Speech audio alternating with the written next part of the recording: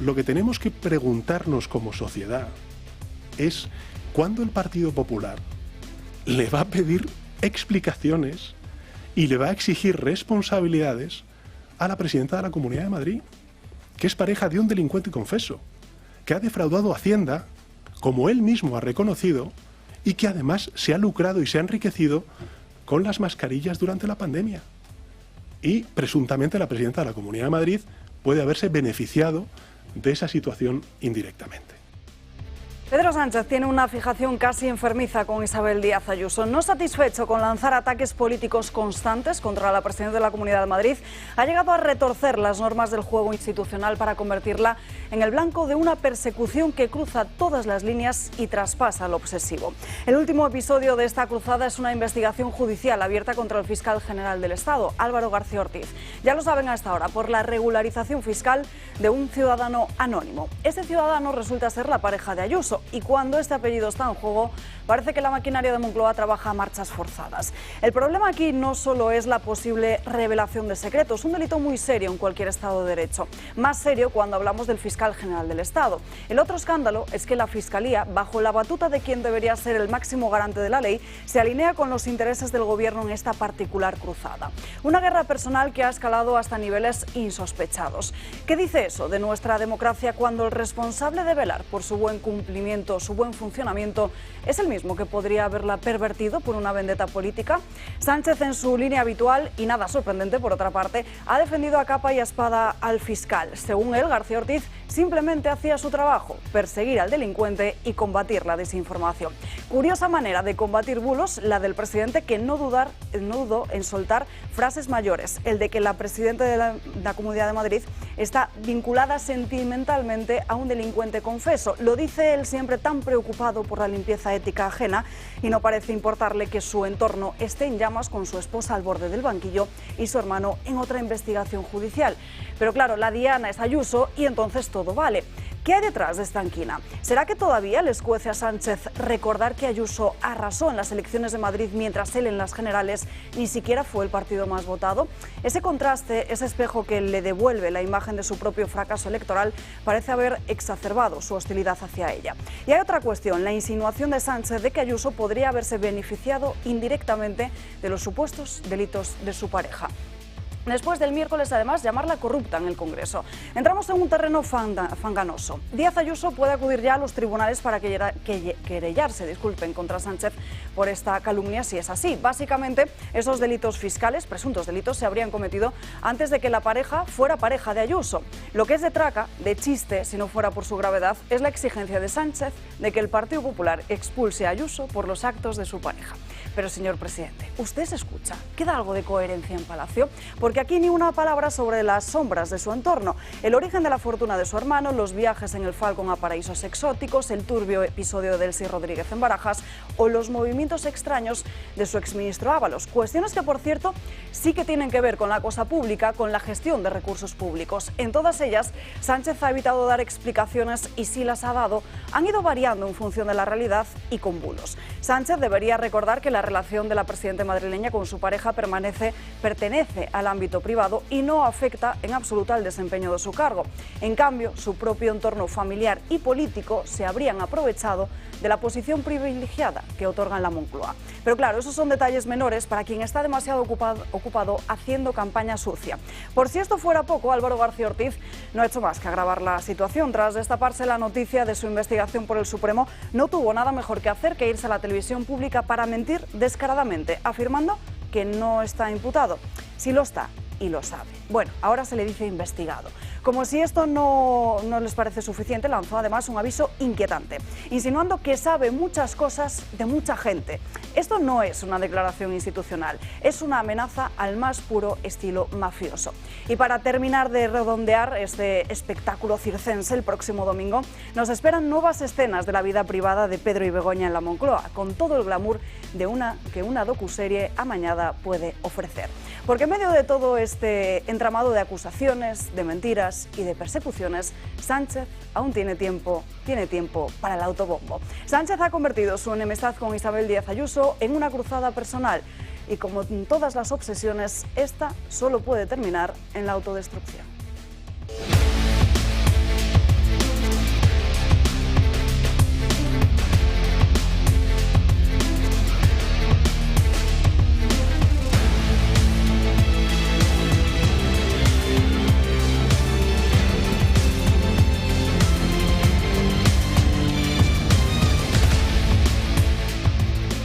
buenos días. Terminamos la semana, comenzamos este viernes día 18 de octubre aquí en Dando Caña, recordando que en el santoral del día de hoy celebramos San Lucas, así que felicidades a todos ellos. Una semana con muchas turbulencias políticas. Tendremos que hablar, por supuesto, de la situación de Álvaro García Ortiz, el fiscal general del Estado. Hablaremos también de esa campaña desde la Moncloa contra Isabel Díaz Ayuso y, por supuesto, trataremos todas las últimas novedades que aparecen publicadas hoy en prensa acerca de la trama de corrupción que afecta de lleno al gobierno del presidente del gobierno. Hablaremos largo y tendido de economía. Es viernes, ya lo saben, nos acompaña José Ramón Riera y hablaremos no solo de los datos que nos tiene preparado para hoy de los concursos de acreedores, que ya les aseguro que son muy interesantes, sino también de impuestos, de los tipos de interés y muchos más asuntos. Así que quédense con nosotros a lo largo de la mañana de hoy en estas 2 horas. Ya se lo decía José Ramón Riera, muy buenos días. Muy buenos días. Encantado de estar aquí. Sí, el placer es nuestro. Saludamos rápidamente al resto de invitados de hoy. Marcela Regia, un placer tenerla aquí también. Igualmente, buenos días. Y don Enrique Calvet, muy buenos días. Buenos días a todos. Pues empezamos, si les parece, con la cuestión de Álvaro García Ortiz, el fiscal general del Estado, después de que el Supremo haya decidido abrir una investigación contra él por un presunto delito de revelación de secretos, porque en el día de ayer reunió a sus fiscales y esto fue lo que ocurrió. No estoy ni investigado ni estoy imputado. Favorece o perjudica a la propia institución que el fiscal general del Estado esté o se quede. Y ha llegado a la conclusión que es mejor quedarse en este momento. Evidentemente, pero además lo ha llegado con absoluta convicción, pensando que es lo mejor. Estas han sido las últimas palabras del fiscal general del Estado tras conocerse la decisión del Supremo de investigarle por la comisión de un presunto delito de revelación de secretos. El jefe del Ministerio Público, Álvaro García Ortiz, había convocado a los suyos este jueves no para pedirles consejo, sino para comunicar una decisión ya tomada. Él se ha sentido respaldado. De 35 miembros que componen la Junta de Fiscales de Sala, 5 no han acudido. Una parte del órgano ha elevado su voz a su favor, precisamente la mayoría de los que han sido colocados por él, y al menos 11 le han pedido que se vaya. Y eso entre críticas por estar manipulando al Ministerio Público para protegerse y con eso esté lastrando la reputación de toda la carrera fiscal. García Ortiz en la televisión pública ha amenazado con publicar información sensible contra quien ose hundirle. Un fiscal general del Estado tiene mucho poder. Yo le aseguro que si yo quisiera hacer daño a un determinado espectro político, tengo información de sobra que por supuesto no voy a usar jamás. Y sobre la nota de prensa del novio de Ayuso, insiste en que volvería a hacerlo. El ministro de Interior, Grande Marlaska, juez de profesión, defiende su postura. A mi entender, hizo, y de una forma clara, era cumplir con su deber, ejercitar la información y dar a conocer algo tan relevante como tenía que desmentir un bulo. Y en Moncloa le secundan. No hay una imputación al fiscal. También es importante decir las cosas por su nombre. Se abre una investigación, pero no es por ahora todavía una imputación. Que lo de que esté imputado aún está por ver. Claro, es que aquí hay historia para rato, porque en el día de ayer saltaban todos los titulares después de esa reunión de los fiscales, asegurando que la Junta de Fiscales respaldaba mayoritariamente a Álvaro García Ortiz. Una cuestión falsa, porque esa Junta de Fiscales está compuesta de 35 miembros, 13 le pidieron que dimitiera, unos 10 aseguraron, le pidieron que se quedara, 5 no fueron y los otros ni siquiera se pronunciaron. Pero en fin, el que se pronunció en la tarde de ayer fue el presidente del Gobierno, no solo para defender a García Ortiz, al fiscal general del Estado, sino también para atacar a Isabel Díaz Ayuso. Lo que tenemos que preguntarnos como sociedad es cuándo el Partido Popular le va a pedir explicaciones y le va a exigir responsabilidades a la presidenta de la Comunidad de Madrid, que es pareja de un delincuente confeso, que ha defraudado Hacienda, como él mismo ha reconocido, y que además se ha lucrado y se ha enriquecido con las mascarillas durante la pandemia. Y presuntamente la presidenta de la Comunidad de Madrid puede haberse beneficiado de esa situación indirectamente. La obsesión de Pedro Sánchez por destruir a Isabel Díaz Ayuso aumenta cada día y esta semana se ha cobrado su primera víctima colateral, Álvaro García Ortiz. La obsesión comenzó con la denuncia contra el padre de la presidenta de la comunidad por el caso de Aval Madrid. La campaña de desprestigio hacia Ayuso y su familia fue máxima. Continuó con el hermano, a quien pusieron en la diana por un contrato de 1,5 millones de euros en mascarillas adjudicados por la Comunidad de Madrid durante la pandemia. Investigación, por cierto, que quedó archivada al descartar que el precio abonado por el suministro de las mascarillas fuera desproporcionado. El machaque a la presidenta prosiguió con la filtración del caso de su pareja, Alberto González Amador, a pesar de que el caso de un particular con Hacienda es un asunto completamente privado. Un caso en el que PSOE ha sacado toda su artillería. La tacharon de mentirosa, de acusar en falso a Hacienda y a la Fiscalía e incluso llegaron a exigir su dimisión. Pero Ayuso siempre ha denunciado la campaña de acoso que el Gobierno tiene emprendida hacia ella. Y si nos centramos en la pandemia, el machaque fue absoluto. Ayuso sufrió campañas de desprestigio hacia sus políticas, como la inauguración del Zendal, los fallecidos en las residencias o mismamente cuando el Palacio de Hielo se convirtió en una morgue improvisada entre múltiples críticas de la oposición. También pusieron en la diana a la presidenta por alojarse durante la primera ola del coronavirus en un apartahotel de la capital. Criticaron que la presidenta lo había pagado con dinero público, pero su equipo acabó mostrando las facturas pagadas por la propia presidenta. Manifestaciones por la sanidad pública con caricaturas de Ayuso también se han sucedido año tras año, aunque muchas de las guerras entre Moncloa y el Ejecutivo se han dado por la asistencia a los actos oficiales. En cualquier caso, Sánchez siempre ha hecho lo mismo, pedir la dimisión de Díaz Ayuso cuando alguien de su entorno está acechado por la justicia. Ya lo vimos cuando conocimos el caso Begoña Gómez y ahora de nuevo con Álvaro García Ortiz. En fin, llevamos este asunto a la mesa. Riera, ¿cómo lo ves? Vamos a ver. Lo que yo recuerdo, y si estoy equivocado se me corrige y ya está. Sí, lo que yo recuerdo es que el novio, la pareja actual de Isabel Díaz Ayuso, sí cometió un delito, fue antes de tener relaciones personales con ella. Y por lo tanto, no veo la mezcla de una cosa con la otra. Es decir, que yo sepa, el señor Sánchez se acuesta con una señora que está en estos momentos investigada. Tiene relaciones de sangre directa, es decir, que con una persona que prefiere apellidarse a Zagra, aunque realmente su apellido real es Sánchez Pérez Castejón, y que está también investigado por fraude fiscal.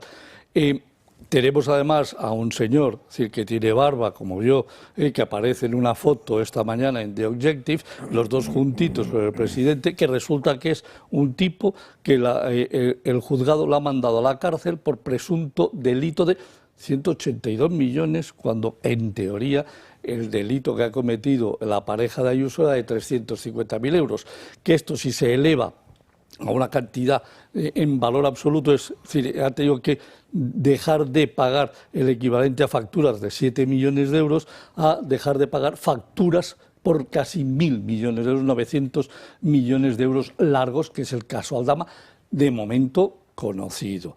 El señor Aldama, además, da la casualidad es que es el que trae a la vicepresidenta de Venezuela, es decir, la trae y acompaña al señor Ábalos, es decir, en el aeropuerto de Barajas, en el cual se quedan 20 maletas, que ya sabemos que se quedan 20 maletas, de las cuales también sabemos por el informe de la UCO que tenían dinero, y lo que no sabemos a dónde van las maletas. Sabemos que hay 39 vuelos, es decir, de Falcon desde Madrid a la República Dominicana, es decir, sin pasajeros. Y lo que no sabemos es lo que llevaban los aviones. No sé, mejor personas es que... no. ¿Qué? Personas no. Personas no. Personas no, y además dicho en el Senado por senadores que tienen la información suficiente y necesaria y que nadie les ha dicho nada todavía por esas declaraciones. Y podemos seguir, ¿no? Y si quieres, seguimos y avanzamos y continuamos. Aquí solo hay un golfo, nada más. Un señor que cuando se pone delante de un micrófono dijo: yo nunca pactaré con Bildu. ¿Quiere que se lo repita 7 veces? Toma ya, anda la última ley, sí, para la excarcelación apoyada, o sea, firmada con Bildu, además, aparte de Navarra. Sí, dijo: yo no, hombre, yo traeré aquí al fugado cagón cogidito de la oreja, sí, para sentarlo delante de los tribunales. Coño, el fugado cagón vive como Dios manda en Waterloo. Además domina el gobierno. Es decir, además le prometió a todos los españoles que nunca sacaría una ley de amnistía. O sea, aquí solo hay un golfo mentiroso. Es decir, es un golfo mentiroso que todos los días que habla siempre dice una mentira. Entonces, bueno, pues claro, tenemos que convivir con él porque no nos queda otro remedio, no le podemos echar porque no hay manera de echarle democráticamente, pero el que lo quita, que es un mentiroso compulsivo, que es un golfo, y no sabemos ya, además, si mañana además puede ser otras cosas. Pero desde luego a mí no me cabe ninguna duda de que lo que ha permitido hacer a su mujer y hacer a su hermano, sí, desde luego es para estar el que tiene que estar sentado. Lo que le ha permitido hacer Ábalos, para el que tiene que estar sentado mañana delante de un tribunal, es el presidente del gobierno, el número 1.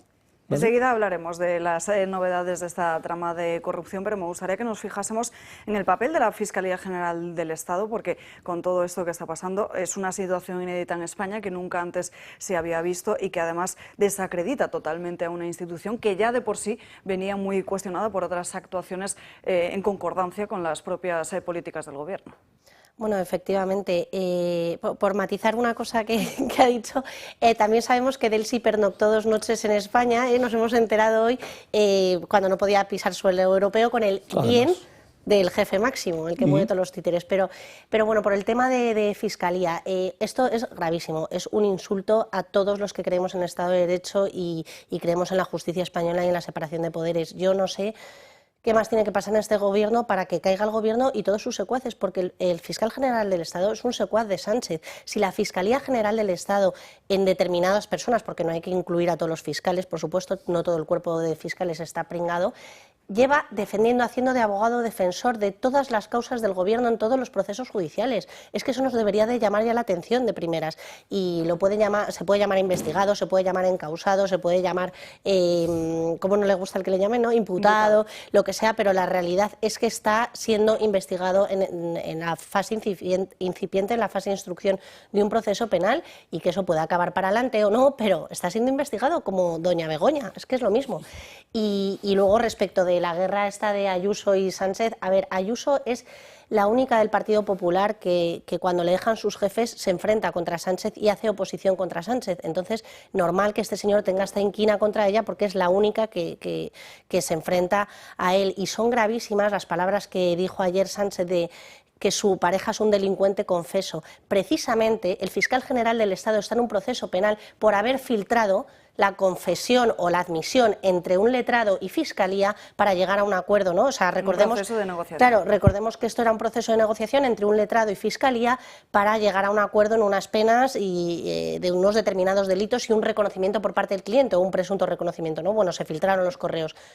Este señor, el presidente del gobierno, con esa soberbia y tiranía que tiene, está llamando delincuente confeso a un acuerdo entre partes que debería ser privado y no debía de haber salido a la luz, y por lo que está encausado el fiscal general del Estado. O sea, es que es gravísimo la actitud con la que actúa este presidente, y yo creo que sí que podemos echarle democráticamente, hay muchas maneras. Entre ellas, ojalá se dé la situación de la moción de censura, pero entre otras, por ejemplo, saliendo a las calles este domingo, que tenemos todos los españoles que están en Plaza Castilla para pedir la dimisión de este señor, porque es una vergüenza. Enrique. Sí, vamos a ver. Si nos atenemos a la coyuntura, porque el mar de fondo es muy claro. El doctor Sánchez, insisto en lo de, pero a lo mejor debería ser pseudo doctor Sánchez, ¿verdad? Porque parece que es que ni se leyó vamos, él no conoce la tesis que ha presentado, ¿no? O sea que hoy dice que la sociedad española lo que debe preguntarse es lo de Ayuso, es decir, lo de la pareja de Ayuso. Vamos, y eso lo dice 2 días después de que sucediera exactamente lo mismo que con la pareja de Ayuso, con el señor Morodo, que ha sido lo mismo, es decir, reconocer una deuda fiscal para llegar a un acuerdo con la Fiscalía. Eso se da mucho en España. Por ejemplo, recuerdo que eso es lo que ha pasado con una diosa que admiraré toda mi vida, que no tiene nada que ver con que haya hecho alguna trampa fiscal, que es Montserrat Caballé, por ejemplo, ¿no? Y nadie dijo que el marido de Montserrat Caballé era un corrupto, porque tal. Las cosas son las cosas privadas y otras cosas son las cosas públicas. Entonces, este señor dice que la sociedad española en este momento tiene que preocuparse por que a lo mejor está hasta arrepentido y tal, pero porque la pareja de un personaje público ha llegado a un acuerdo con Hacienda tras haber reconocido su delito, que me imagino que es administrativo en ese caso, pero no lo sé.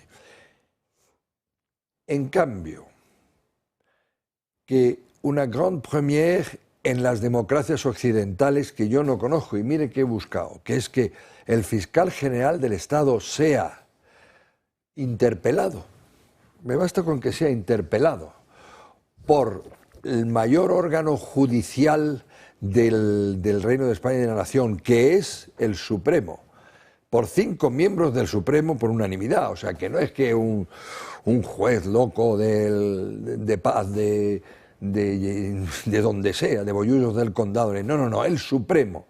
Eso no ha pasado en ninguna de las democracias de la UE que yo sepa. Es verdad que no he mirado mucho en Letonia ni en Chipre y tal. Esto es una bomba atómica en el corazón de una democracia.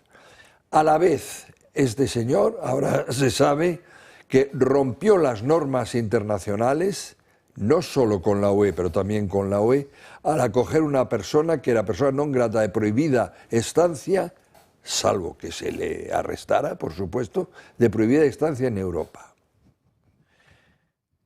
Esas dos bombas atómicas en la gestión de una nación, eso no tiene que preocupar a la sociedad española, ¿no?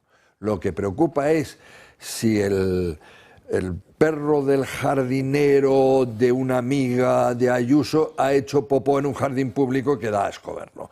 Es decir, es una falta de decencia democrática, falta de respeto a lo que es su propia función y a lo que es el pueblo español, que da asco, que da gana de salir de este país, y sobre todo que demuestra el nivel de perversión absoluta que tiene política, ya no me importa que sea política, que tiene el gobierno de esta nación en este momento, más las mentiras que ha hecho.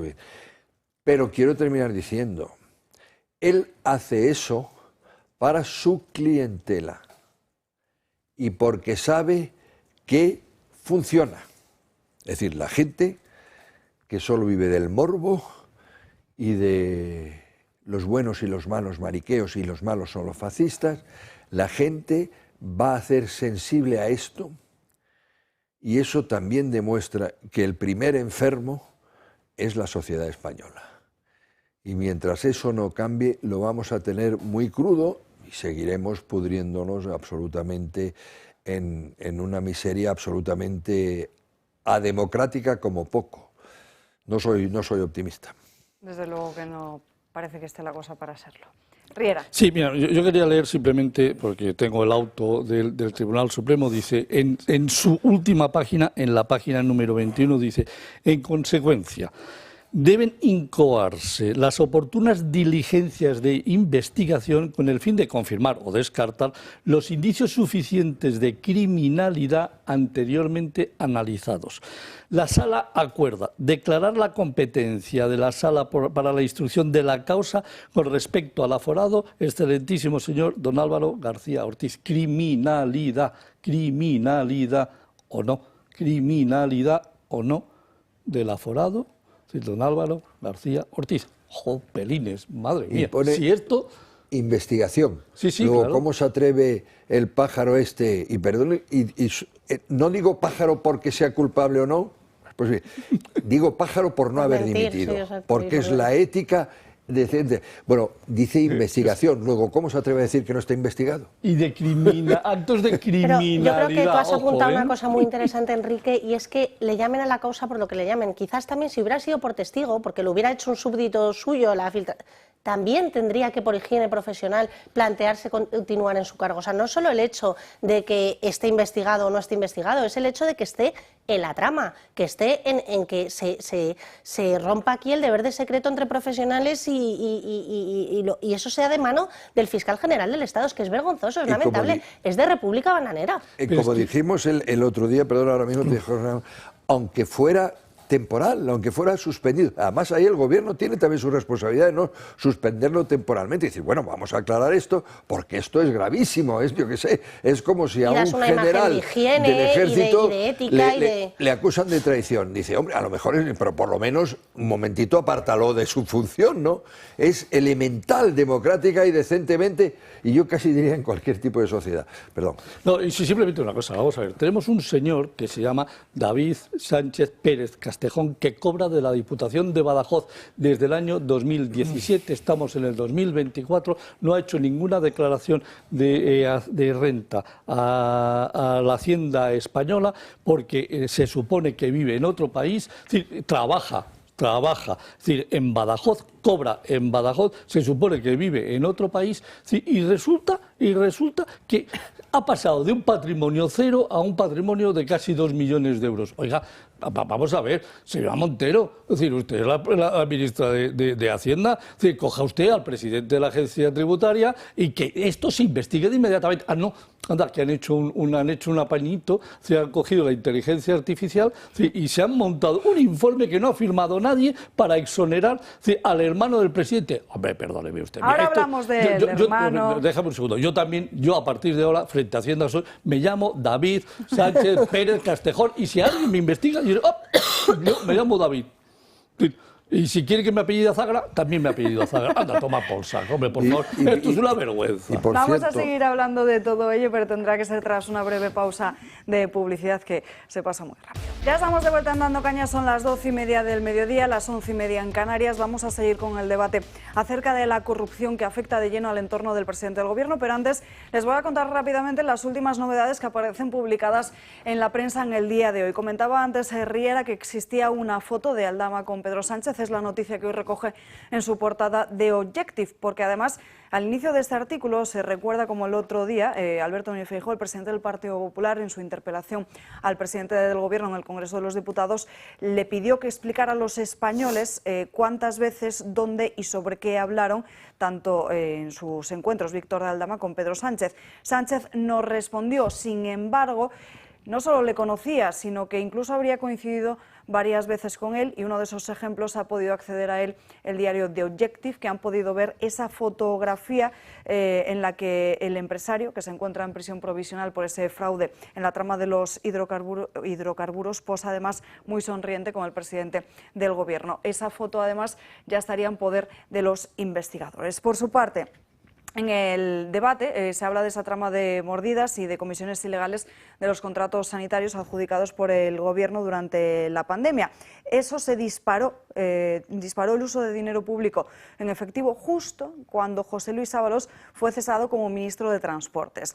La UCO, que está investigando la causa, ha certificado, cuenta este periódico, al magistrado el aumento del dinero en efectivo durante todas esas fechas. Por su parte, la Fiscalía Anticorrupción ha solicitado la imputación de Ábalos, alegando que sería difícil de entender que la red pudiera haberse nutrido de fondos públicos sin su participación. Y por último, nos encontramos en ABC, como Coldo también recurrió al segundo de Fernando Grande Marlaska para tramitar esa visita de Delcy Rodríguez a España. El volcado de su teléfono móvil estaría revelando ciertas conversaciones con el secretario de Estado de Seguridad. Y nos fijamos por último lugar en Salvador Illa, ahora presidente de la Generalitat de Cataluña, pero antes, recuerden, ministro de Sanidad, porque también está en el ajo de esta trama. Como no podía ser de otra forma, el ministro de Sanidad durante la pandemia, Salvador Illa, también jugó un papel relevante en el denominado inicialmente como el caso Coldo, ahora más conocido como el caso PSOE.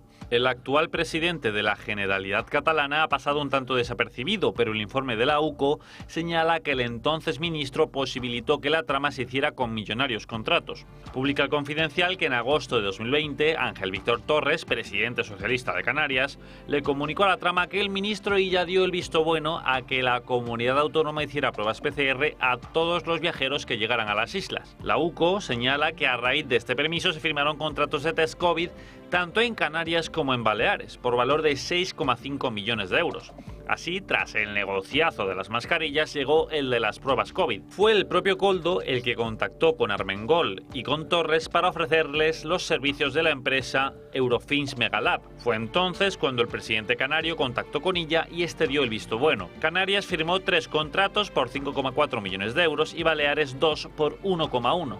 Contratos sin concurso público, contratos a dedo. En estas gestiones, Koldo fue imprescindible. El asesor de Ábalos llegó a presentarse incluso en el despacho de Illa para ofrecerle empresas con las que hacer los pedidos de material sanitario a nivel nacional y autonómico. Illa reconoció el encuentro, pero negó las acusaciones en la comisión del Senado. Porque si viene un asesor de un ministro y me dice que me quiere ver, pues le atiendo. Hubiera hecho lo mismo con cualquier asesor de cualquier otro ministro. Veo de qué se trata, y despacho la situación, como lo he dicho, a los técnicos vía mi gabinete. Y punto. Y el resultado es que se compró nada.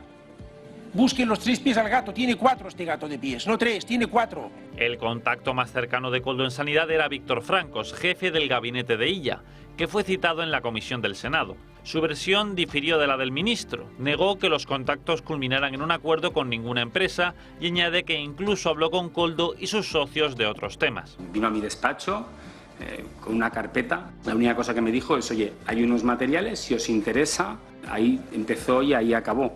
Y en una segunda ocasión volvió a decir que volvían a tener material, se le dijo lo mismo y hasta ahí es donde llega mi relación con el señor Koldo y los materiales sanitarios. No, yo mantuve una comida con el señor Koldo y unos señores que vinieron a presentar un sistema de software que pretendía evitar la rotura de stock en las farmacias. Como se puede apreciar, el papel de Koldo era de intermediador para que sus socios, Aldama a la cabeza, pudieran hacer negocio con el gobierno a través de las empresas que habían creado ad hoc. Por ejemplo, Koldo habló con Francos para hacer posible la inscripción de una de las sociedades de la trama en la lista de entidades con permiso para hacer intermediación de medicamentos. A cambio de esta influencia, Koldo recibía importantes cantidades mensualmente en su cuenta. Illa y su ministerio estaban también inmersos en la trama.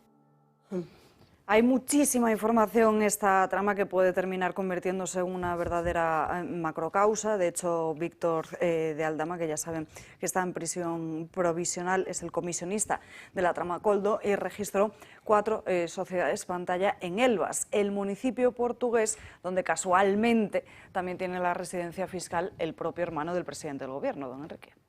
Sí, no, el hedor ya es insoportable, el hedor evidentemente es una cuestión de Estado y habría que cesarlo cuando fuera porque nos viene mal a todos los españoles, a todos, absolutamente a todos los españoles, este tipo de desprestigio absolutamente internacional, de pérdida absoluta de confianza, de credibilidad de la población española en la clase política y en la propia democracia. Eso es un cáncer terrible de cara al futuro, habría que pararlo ya. Yo también quería destacar, cuando se habla del hermano, por ejemplo, y que de ese hermano no se están tomando por parte de quien debe, que es la autoridad fiscal probablemente, una serie de medidas investigadoras que se dan en otros casos. Es tan confuso porque hay tanto y abruma y tal, que algunas cosas pasan desapercibidas, pero este pájaro, el excelentísimo señor fiscal general del Estado, ha dicho en televisión y tal, no, si yo sé muchas cosas y tal que podrían hacer daño, pero claro, no las voy a utilizar. Eso es gravísimo. ¿Y por qué no? Porque si su obligación, que es la de proteger a los españoles y asegurarles la igualdad ante la ley y la seguridad jurídica y la legalidad, es precisamente utilizar lo que a usted le llegue que vulnere ese Estado de Derecho, o sea, ¿usted por qué no lo utiliza? ¿Cuándo no lo utiliza? En el caso del hermano de Sánchez.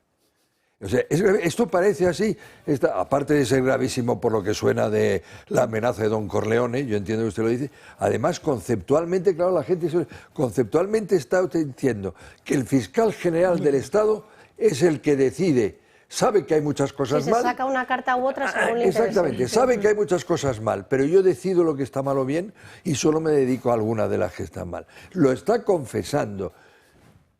A la gente esto le parece divertido. Bueno, es que la comparecencia en televisión fue lamentable, o sea, esa Es que es todo en este país, son los medios, son todo lo que el gobierno unta y rodea al gobierno, pues está así, como estos señores y ya, pues efectivamente, probablemente esté metido en la trama. Esos así les coloca Sánchez y a todos sus agasajados, vamos.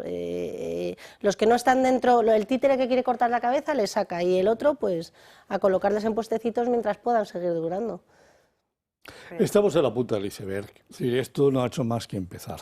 Es decir, esto va a terminar como el rosario de la aurora, es decir, a hostia limpia entre todos, porque es decir, al final no nos olvidemos, es decir, esto ya ha empezado, es decir, la OCO está detrás de todo ello, sigue investigando, va a tomar cosas de las que han pasado en Santo Domingo, si consiguen la información allí de lo que allí está pasando, bueno, esto va a ser el acabose, o sea, esto va a soltar por todos los aires. Dicen de hecho, que tiene el 75% todavía de lo que está en los teléfonos, digamos, que se va a descriptar. Eso todo el mundo todo la UCO lo va a leer. No hay nada que sea hermético.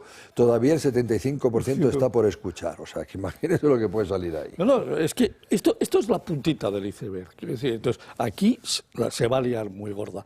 Es decir, el hecho es, ¿importa que esto, es decir, siga aumentando de tamaño, de olor, de hedor, como dice don Enrique? Pues parece ser que no importa, porque lo importante es mantenerse como sea en la Moncloa y apalancarse ahí, a ver si pasa algo, y eso le da oportunidad de disparar hacia otros lados. Sí, pero yo creo que el tiempo juega en contra del presidente. O sea, cada semana que pasa es complicado, salvo que seamos tan cafres los españoles de dentro de 2 años, cuando vayamos a votar, se nos haya olvidado todo esto. Que todo puede pasar. Visto lo visto, pero no lo sé. Pero ojo, porque ahí también están los socios del propio presidente del Gobierno en el Congreso de los Diputados, que empiezan a apretar y ya empiezan a recular y a estar observando detenidamente cómo avanza la cuestión para quizás dejarle caer en cualquier momento. Lo que pasa es que los socios del gobierno no se han visto en una así en mucho tiempo. Eso también hay que tenerlo en cuenta. Economist, la primera página. Bloomberg, el otro día, ayer Bloomberg.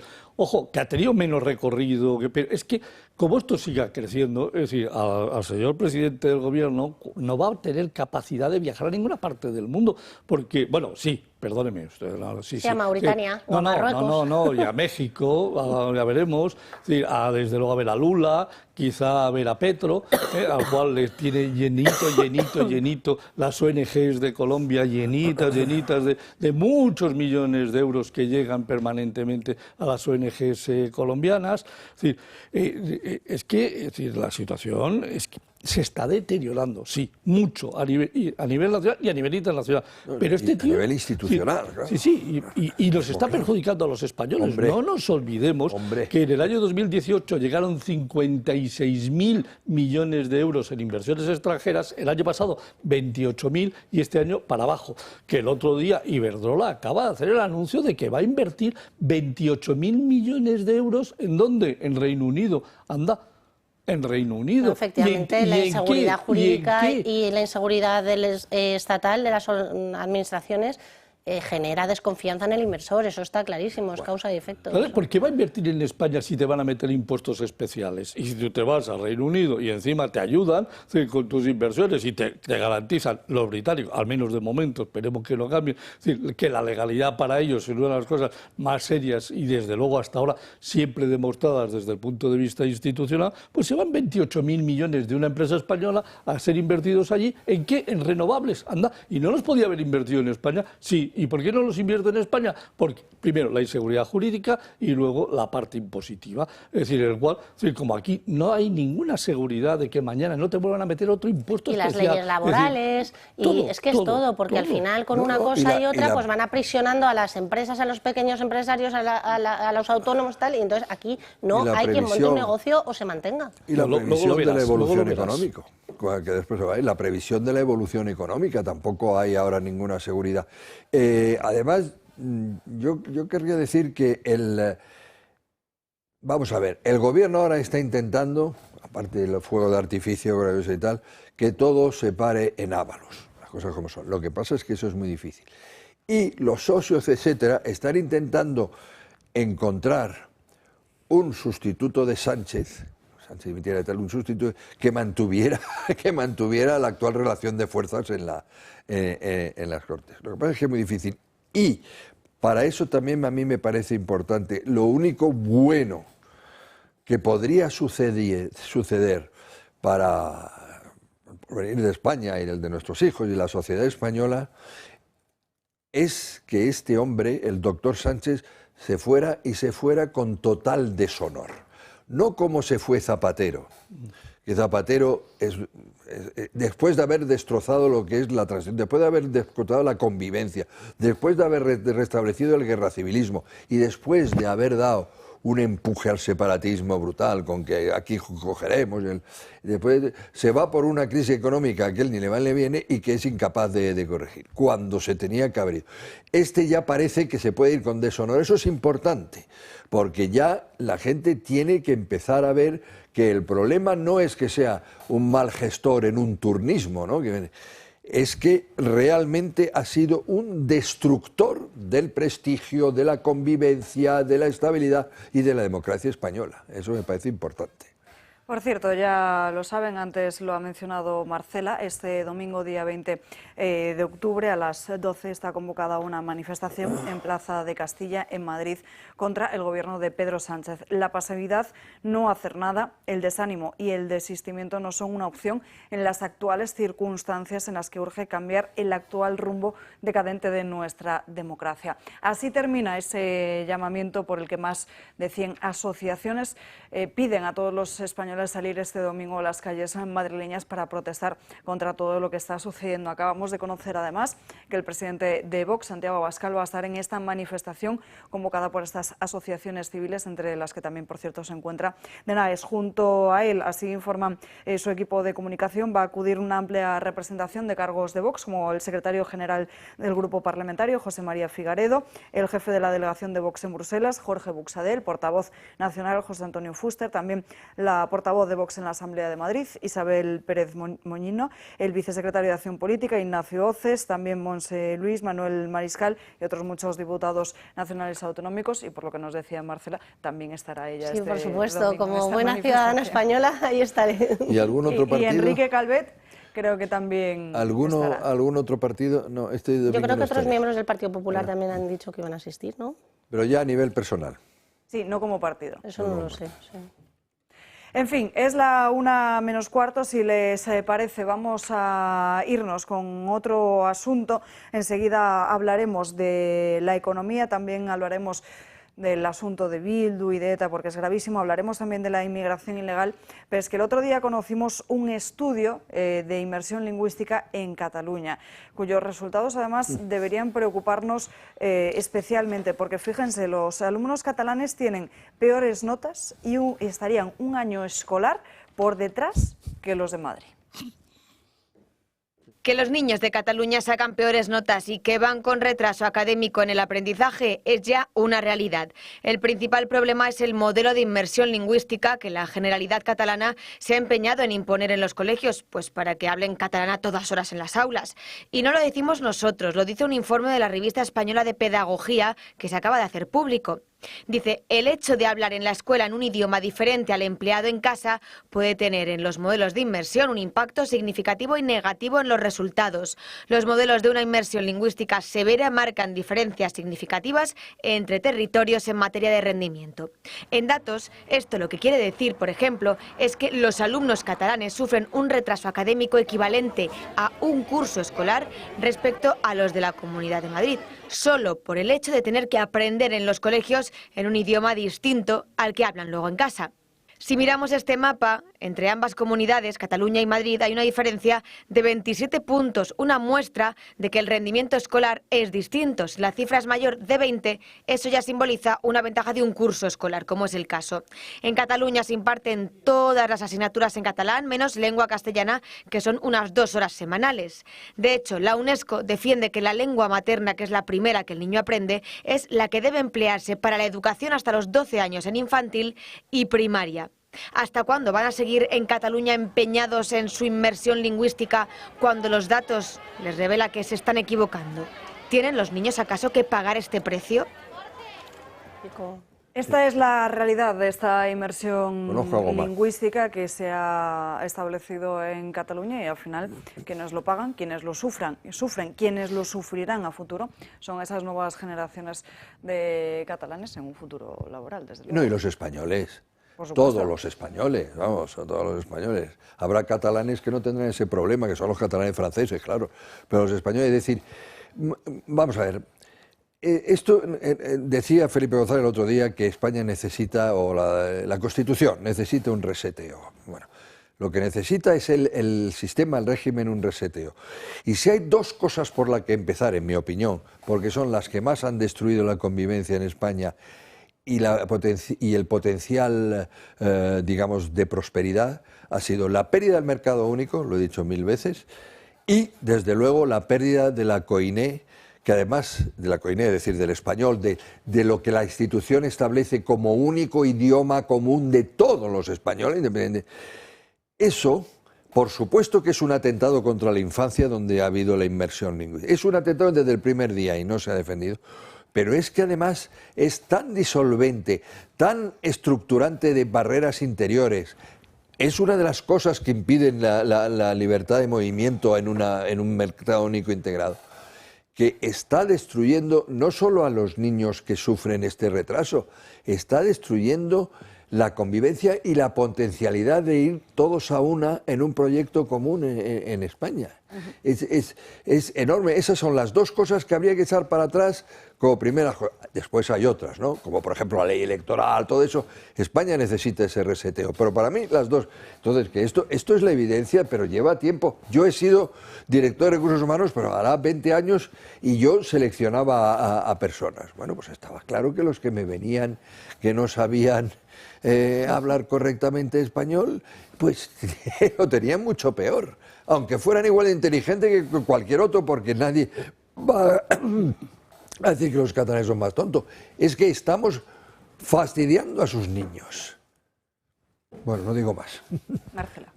A ver, yo es que siempre he pensado que la politización de la educación es un fracaso, y esto es politizar la educación, porque no creamos que esto lo hacen por preservar el catalán, porque hay 1000 maneras de hacerlo sin hacer esta imposición como en Francia, lingüística, efectivamente. Que tenemos hasta un premio Nobel en Provenzal, y aquí no ha habido premio Nobel en el catalán, o sea que no es verdad que ahí se persiga, perdona. Es decir, se puede proteger culturalmente. Oye, y con mi dinero, yo estoy dispuesto a dar dinero para la literatura en catalán, para Boadella en catalán. Entonces, pero por favor, a los niños darle el mejor instrumento para su vida. Perdona que te interrumpa. No, efectivamente, entonces cuando lo politizan, pues fracaso, que esto es un principio de los regímenes comunistas y de crear borregos para poder dominarles, que es lo único que buscan con esto. Luego, además, están más preocupados por esta imposición lingüística que por enseñar meritocracia, aprendizaje, excelencia, y que estos niños, o sea, es que al final que se van a quedar en el reducto catalán, ¿no? Que es eso un poco lo que pasa, ¿no? Y entonces estos valores de excelencia, de meritocracia y tal, cada vez escasean más en las aulas de toda España, pero muy en especial en estos sitios donde hay imposición lingüística, que por cierto, aprovecho para recordar, porque lo conozco de primera mano, que esto no solo sucede en Cataluña, silenciosamente también se está haciendo en Galicia, apoyado por Feijóo durante muchísimos años, que ha estado gobernando en la comunidad autónoma muchísimos años, y esto también sucede allí. O sea, yo tengo familiares allí que hay que ver lo que estudian los hijos de mis primos en las escuelas y cuántas clases son en gallego y cuántas no. Y luego, bueno, en definitiva, yo creo que es una evidencia que esta imposición lingüística, pues a lo que ha derivado es que afecta a la comprensión lectora de estos niños, a la comprensión, bueno, a la escritura gramatical y por supuesto al abandono temprano de las aulas en los colegios. Puede averiguar, y te dejo ahora mismo, Julio Ramón, puede averiguar el equipo. He leído otro día una noticia que decía que en unas oposiciones para entrar en ADIF se pedía tener el C2, el ADIF nacional, se pedía tener el C2 en alguna de las lenguas cooficiales. Lo cual que... Catalán, euskera y... En alguna, no en las tres. Eso quiere decir que yo, por ejemplo, que por fortuna o porque la sociedad me lo ha pagado por lo que sea, soy trilingüe, bilingüe de cuna y trilingüe inglés, francés y español, yo no puedo trabajar en ADIF porque no sé euskera. ¿Es eso verdad? Para una plaza de director de comunicación en Madrid, sí. Bueno, yo el otro día llegué del AVE Si eso no es Zaragoza a Madrid. destrozar una sociedad, que venga Dios y lo vea. Y los mensajes eran primero en catalán, porque el tren de Zaragoza viene de Barcelona principalmente, pasa por Cataluña, y después ya en castellano. O sea, digo, es que no pueden unificarlo, una empresa estatal, o sea, no se puede hablar solo en el idioma oficial, es que es una cosa que... Reconocido por la Constitución. Si me permitís un segundo. Yo he tenido la gran suerte de vivir desde los 5 hasta los 17, 10 años en un pueblecito que se llamaba Igualada y estudiar en los escolapios de Igualada, y solo se hablaba y solo se daban las clases en castellano, y 2 años en los maristas de Lleida, i parlo el català sense cap problema. El parlo perfectamente y el meu accent es de Igualada o de Lleida. Entonces, puedo poner los 2 acentos y lo hablo a la perfección. ¿Cómo es posible? ¿Cómo es posible? Es decir, que un no nacido en Cataluña, que vivió desde 1965 hasta 1955 hasta 1977, que estaba prohibido teóricamente el aprender y el hablar el catalán, lo hable a la perfección, y ahora estos señoritos de hoy en las inversiones tengan problemas. Vamos a ver, aquí en un mundo global, estamos en un mundo global. Yo digo hoy, qué pena que mis padres se fueron a vivir a Cataluña y qué pena que no se fuesen a vivir pues a Londres, porque entonces sería el perfecto bilingüe en inglés, aunque hablo muy bien el inglés, o que no se fuesen a vivir a París, porque entonces hablaría perfectamente el francés, o que no se fuesen a vivir, yo qué sé, a Brasil, porque hablaría perfectamente el brasileño. No, hablo un idioma que me entienden 7 millones de personas, y el idioma español lo hablan 600 millones. Y el inglés lo hablan muchos más cientos de millones de personas. Pero es que además, si nos damos cuenta, en la Unión Europea, a pesar de que no están los británicos en estos momentos, el idioma de comunicación estándar que tienen todos los parlamentarios, los 720, ¿cómo se comunican? Es decir, el polaco, ¿cómo habla con el húngaro o con el español? En inglés. ¿Cómo habla el eslovaco con el griego? En inglés. Al final, es mucho más importante que en estos momentos nuestros estudiantes hablen idiomas internacionales que no idiomas locales. Y esto es la burocracia que no entienden determinados políticos, que van a aprender los chavales exactamente lo mismo, el catalán en la calle y con sus compañeros. Es que la burocracia es intencionada. Es intencionada. Es intencionada. Es que esa es la clave. Pausa para publicidad. Ya estamos de vuelta en Dando Caña, pasan 2 minutos de la 1 en punto de la tarde. Como siempre, hasta ahora nos vamos con las crónicas de Manicomio que nos trae Gloria Sagrisa. Muy buenas tardes, Gloria. Hola, Alba, buenas tardes. ¿Ustedes recuerdan lo que son los conguitos, aquellos cacahuetes rellenos de chocolate? Pues bien, se pueden ir despidiendo de ellos los diputados del Parlamento catalán, porque el bar de la Cámara Catalana ha decidido retirarlos después de recibir una queja de un cliente por decir que los conguitos tienen connotaciones racistas. Pero esta controversia no es nueva, ya la conocimos en 2020 después de que un particular lanzase una campaña en change.org pidiendo que se prohibiese el uso del término conguito. La persona que lanzó esta campaña dijo que el uso del término conguito, así como la representación de un hombre negro, pues podría convertir a este dulce snack en un producto estigmatizante para la comunidad negra. En cualquier caso, son cada vez más los que se están sumando a esta cultura woke, a esta cultura de la cancelación. En redes sociales muchos han llevado las manos a la cabeza cuando hemos conocido la noticia, e incluso pues han criticado lo absurdo de esta medida, aunque otros pues han hecho algunas bromas y han tirado pues de la imaginación, y hemos visto bastantes memes sobre todo en la red de X. Dicen que por esa regla de 3, bueno, pues que si los conguitos son racistas, que si comerse filipinos podría ser xenofobia, comerse un frigopié podría ser canibalismo, o comerse un tigretón podría ser tortura animal. ¿Vosotros cómo veis esto? ¿Creéis que ya no se pueden hacer medidas más absurdas? Vamos a ver, es que lo de somos los conguitos riquísimos de comer, deliciosas golosinas. Para el deleite de usted. Toma. Vamos a ver, ¿en qué estas alturas de la vida se vengan este nivel de estupideces? Claro, el canibalismo, comerse, ¿cómo es lo del canibalismo? Comer su frigopié. A ver, lo mismo, o sea, con lo rico que estaban los frigopiés. O sea, bueno, y ahora comerse un españolito, que es los filipinos, que a lo rico que están los filipinos. No, vamos, esta es la estupidez izquierdista woke que no tiene ningún sentido.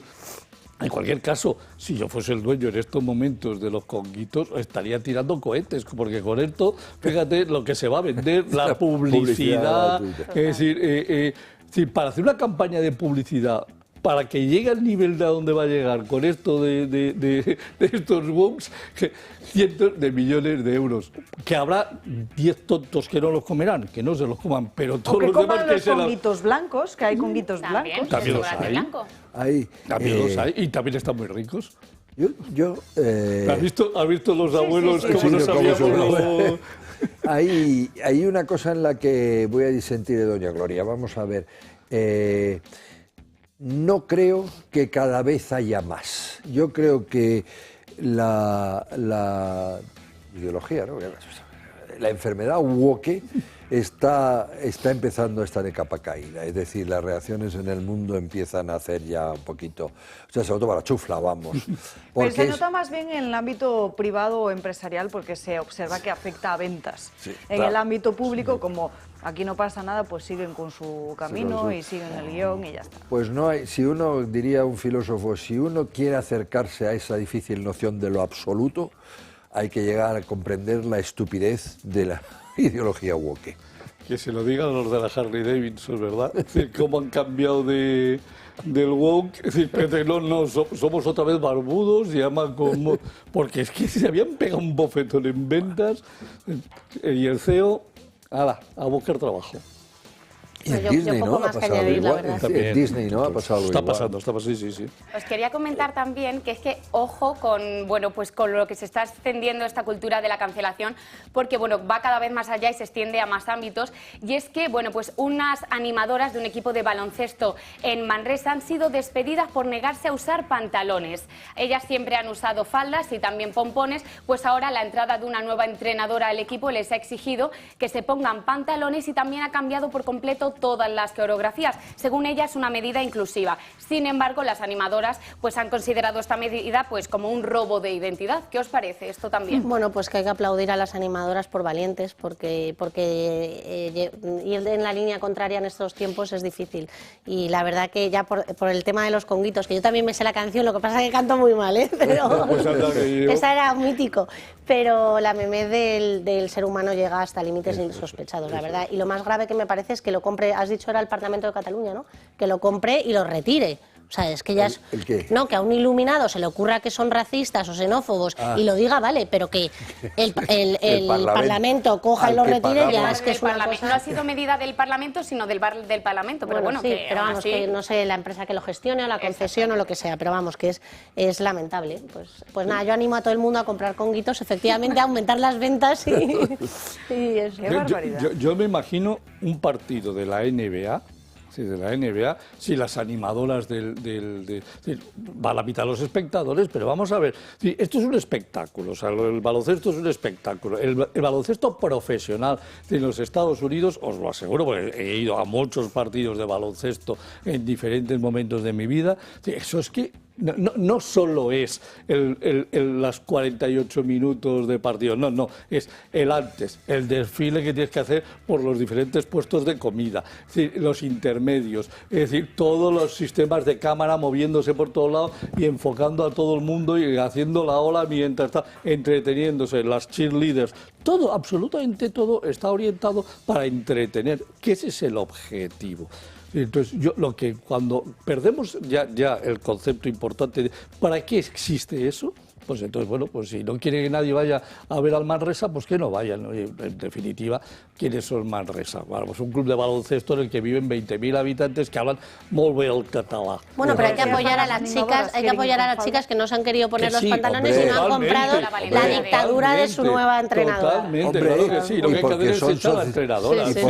Y porque son conscientes de que lo próximo que va a hacer el burka, porque esto tiene un antecedente, por ejemplo, los Juegos Olímpicos, que es que de determinada república, no sé si era Irán y tal, iban a jugar al vóley playa, vestidas de negro con todo y tal, de los pies a la cabeza y con eso y tal. Es decir, es ya la utilización ideológica de la libertad de las personas. Mucho cuidado, o sea, esto si escarbamos, o sea que por supuesto que las chicas están defendiendo su libertad y por favor hasta el final.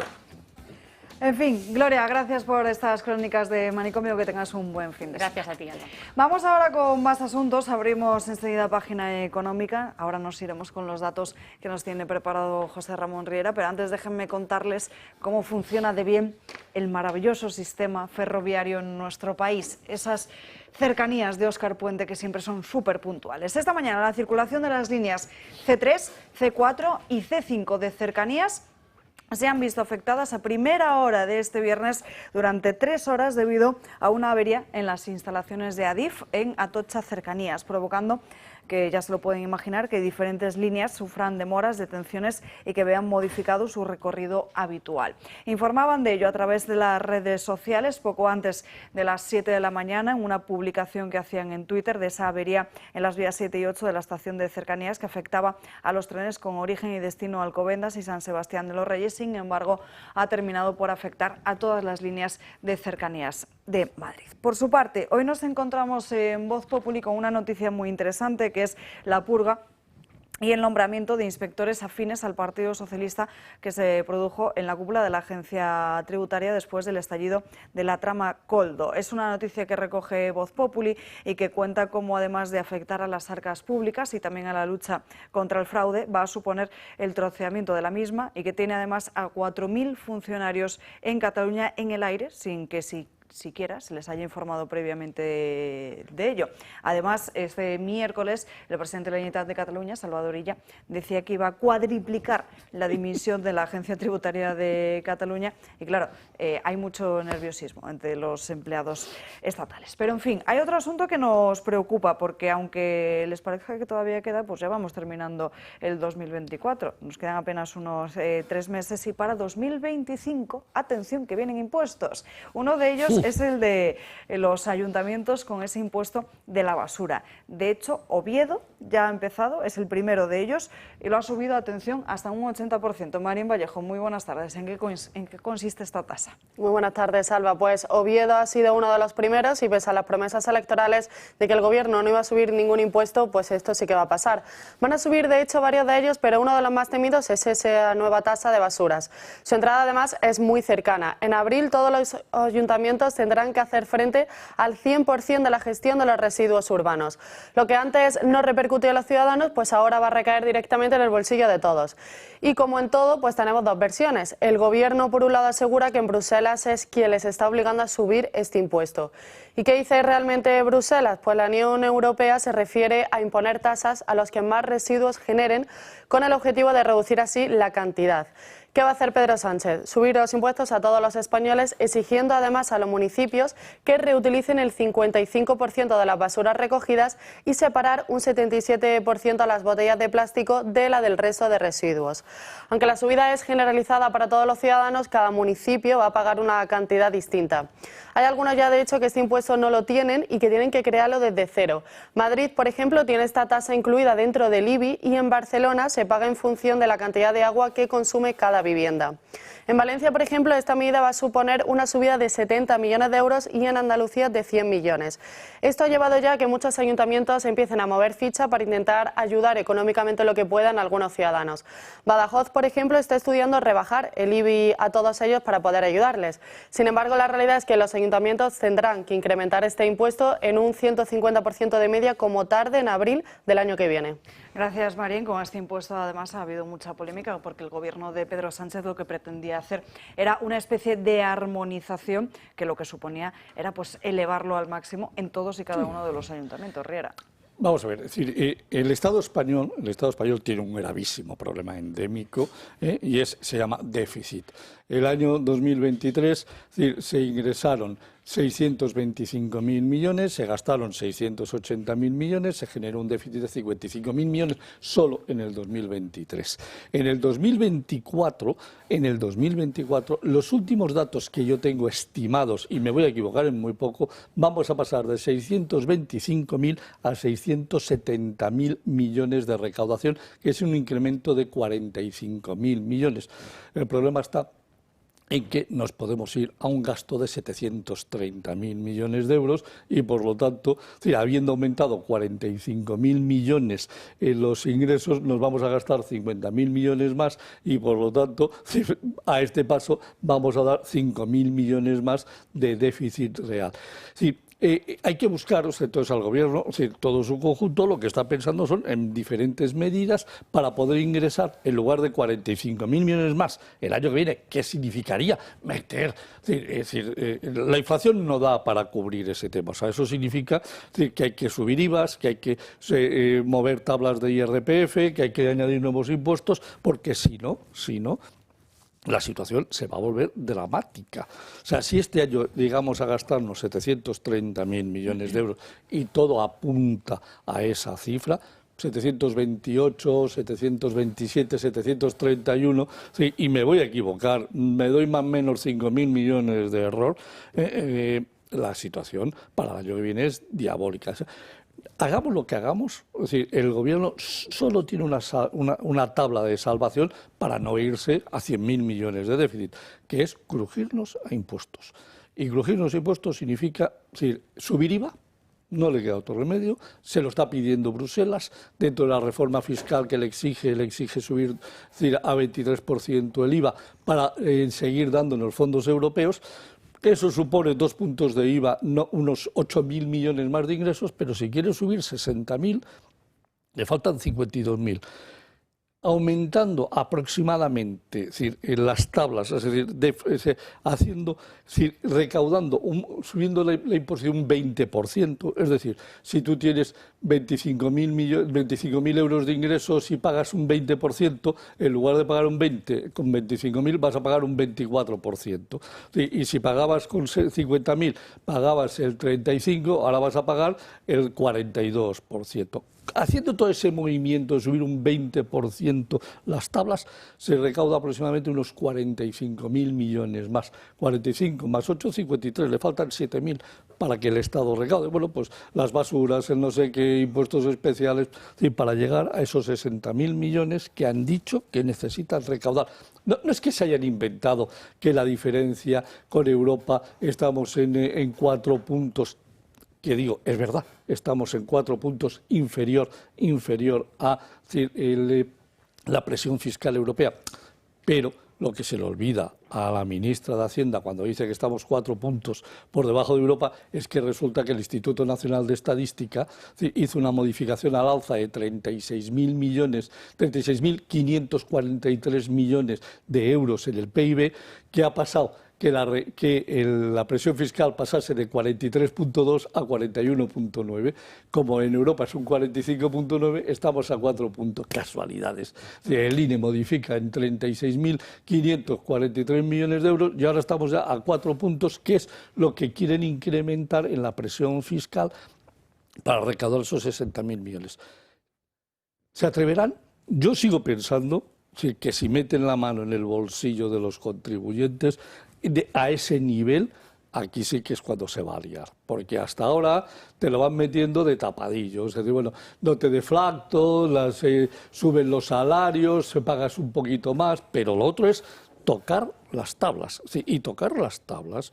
Es decirle a un señor que ganaba 30 que no le van a subir el salario porque la inflación va a estar muy pequeñita, le van a subir un 1,5, de pronto anda, que te acaban de quitar 200 euritos más al mes.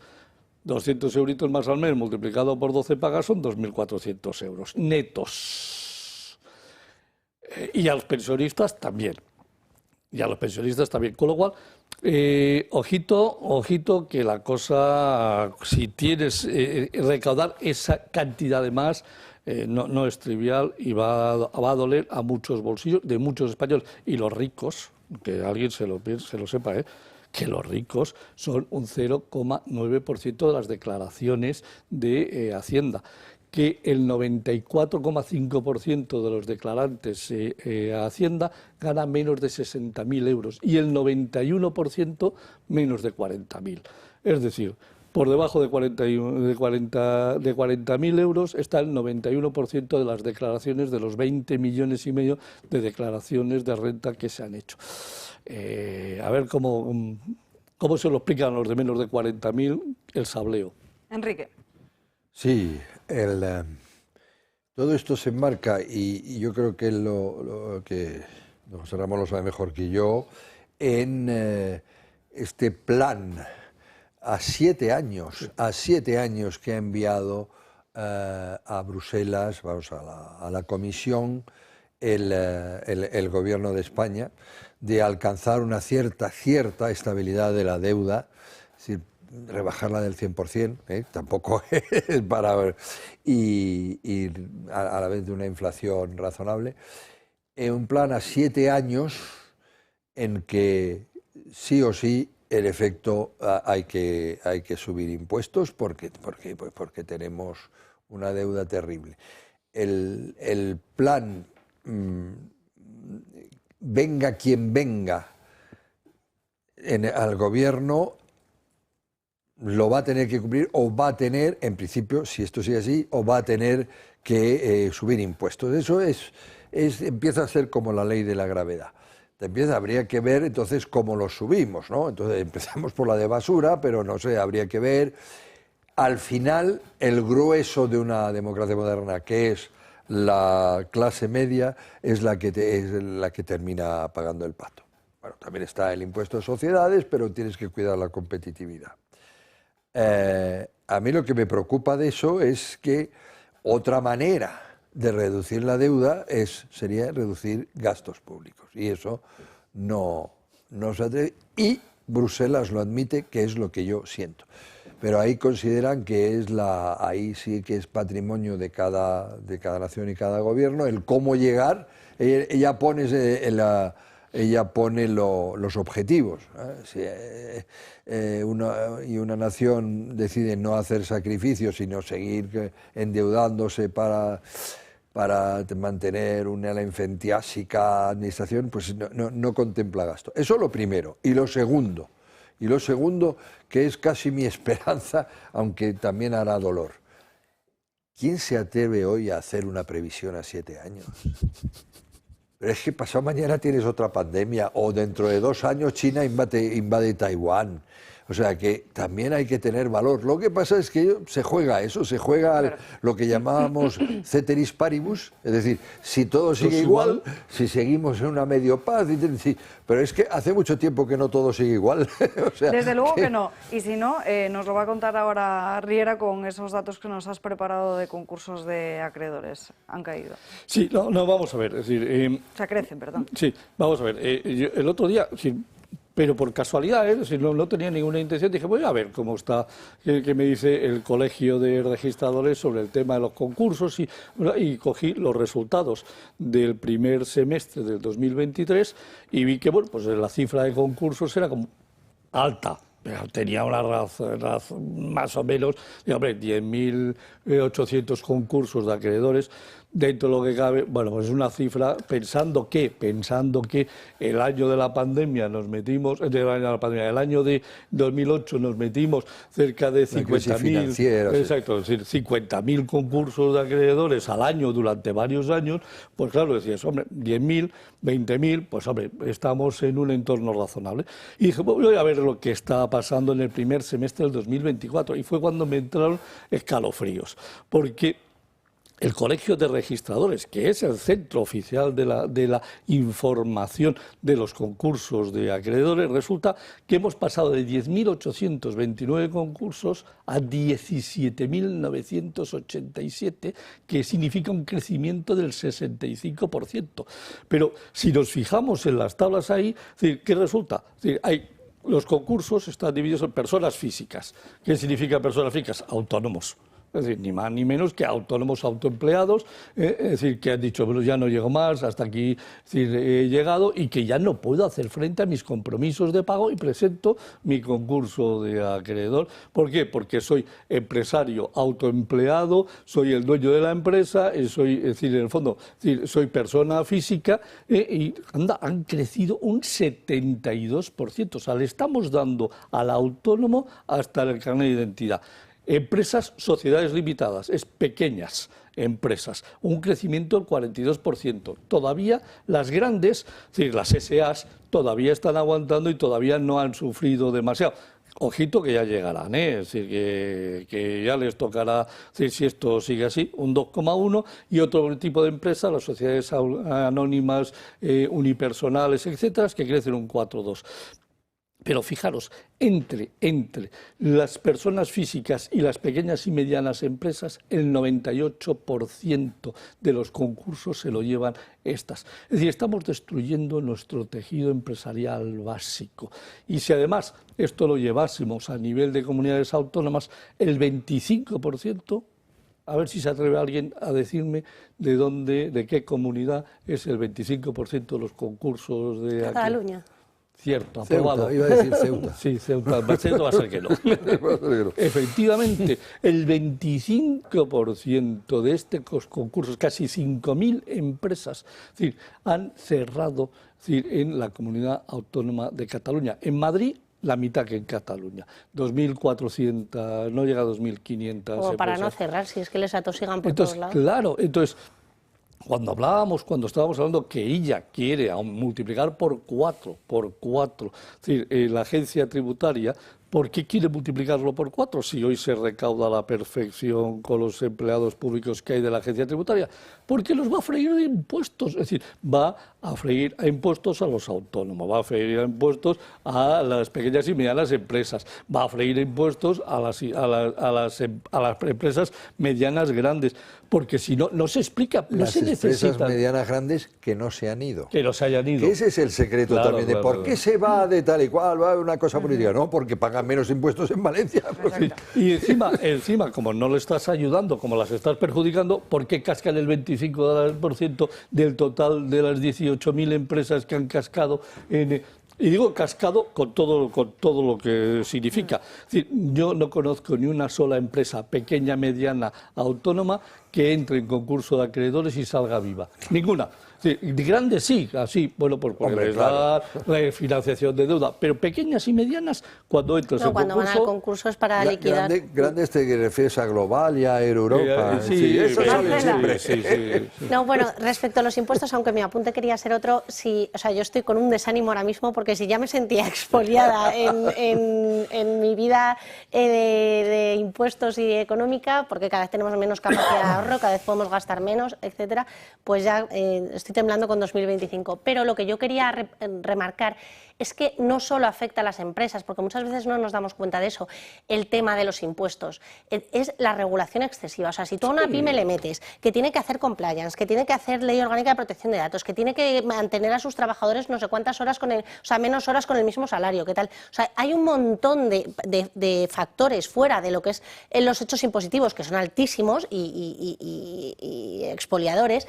Pero hay otros factores que afectan a unos niveles que no nos damos cuenta. O sea, cuando tú a una pyme le exiges esa cantidad de normativa, regulación, estar al día, tal, que es inviable para un caso que probablemente no se le dé en la vida, de blanqueo de capitales o de filtración de un dato a una mercería de un barrio de Madrid. O sea, es que son unas cosas que llegamos a unos niveles que, claro, así no hay quien crezca, así no hay quien continúe con su negocio. Luego, empresas de catering en Madrid tal, con el rollo de Madrid Central, con que tú llegas a carga y descargas, que eso no sé si lo saben los espectadores, y tienes que pedir cita en carga y descarga en Madrid.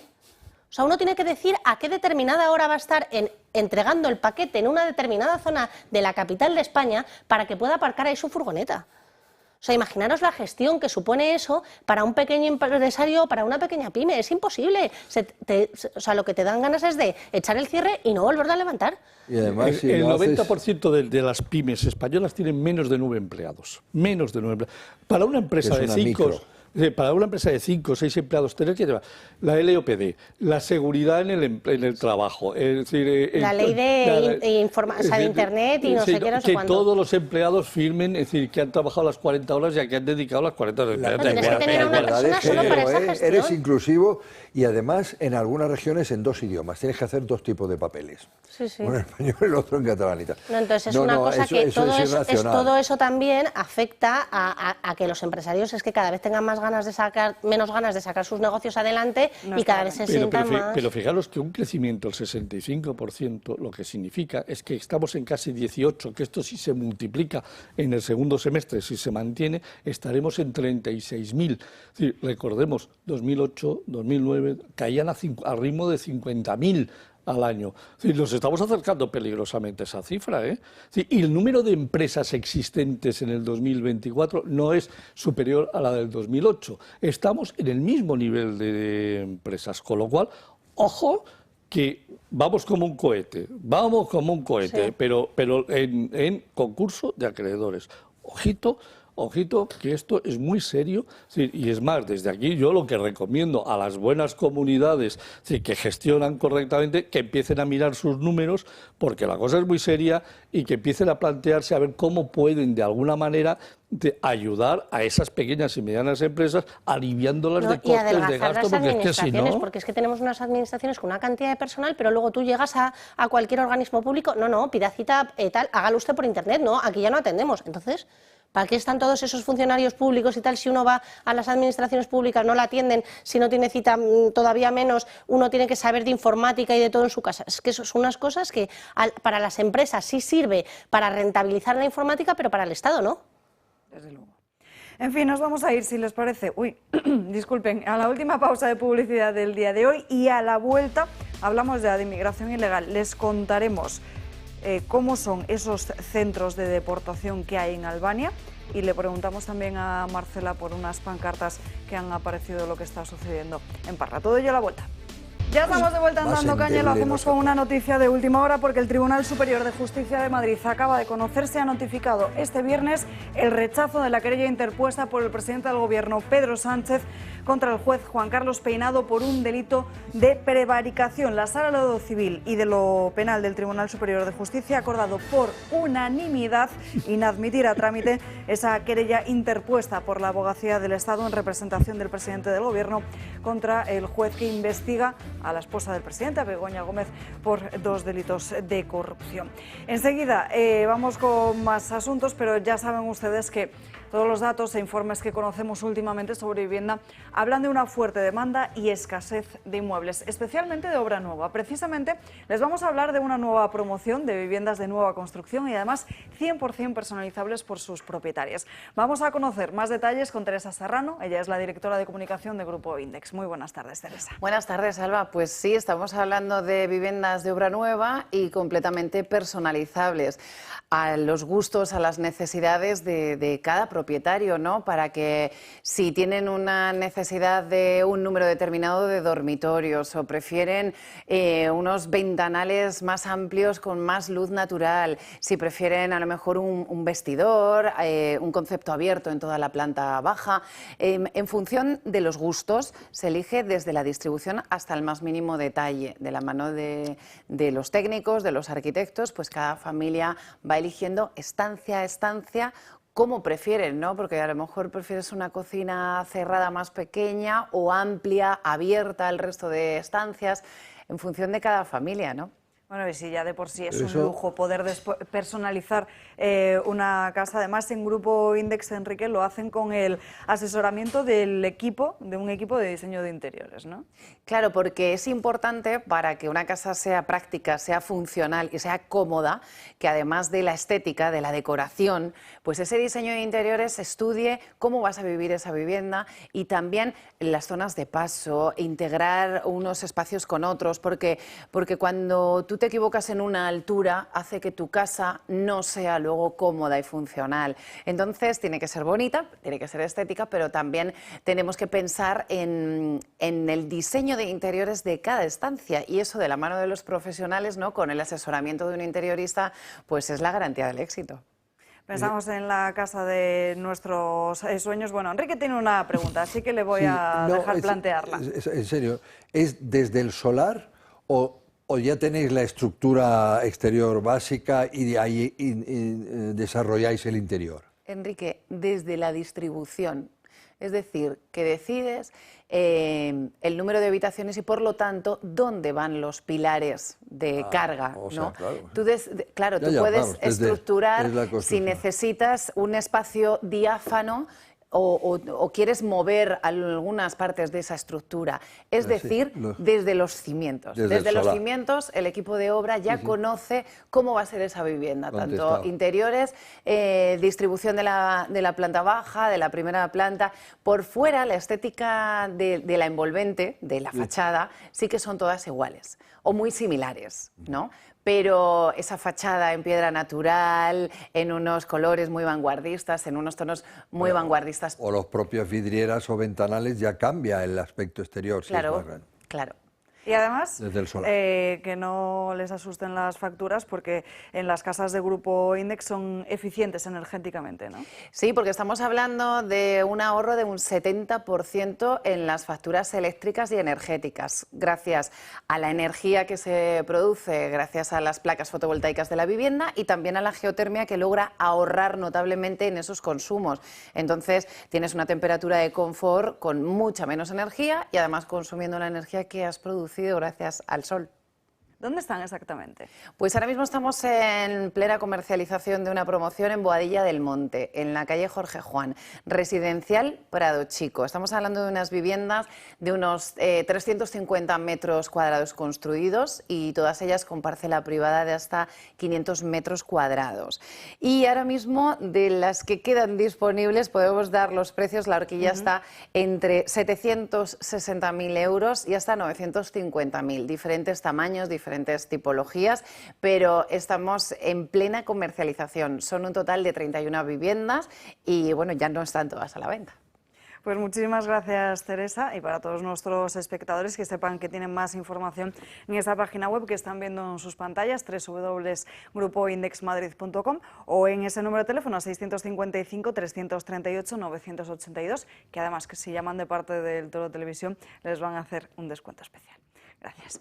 Les recuerdo esta noticia de última hora que acabamos de conocer hace apenas unos minutos. El Tribunal Superior de Justicia de Madrid, que acaba de notificar el rechazo de la querella interpuesta por el presidente del Gobierno, Pedro Sánchez, contra el magistrado Juan Carlos Peinado por un delito de prevaricación. Así lo han decidido por unanimidad esta misma mañana, rechazando, como decimos, esa querella interpuesta por la Abogacía del Estado en representación del presidente del Gobierno, Pedro Sánchez, contra el magistrado que actualmente está investigando a su mujer, a Begoña Gómez, por 2 delitos de corrupción.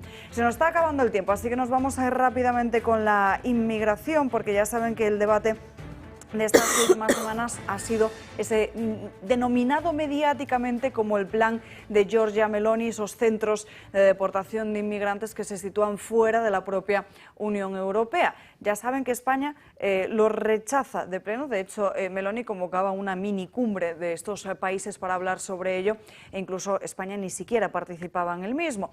Y en las últimas horas, el ministro de Interior de Italia, Matteo Piantedosi, disculpen si no lo he dicho bien, ha cargado contra el presidente del Gobierno, Pedro Sánchez, por criticar esa política migratoria del Ejecutivo de Meloni y rechazar de plano esos centros de deportación de inmigrantes ilegales fuera de la propia Unión Europea.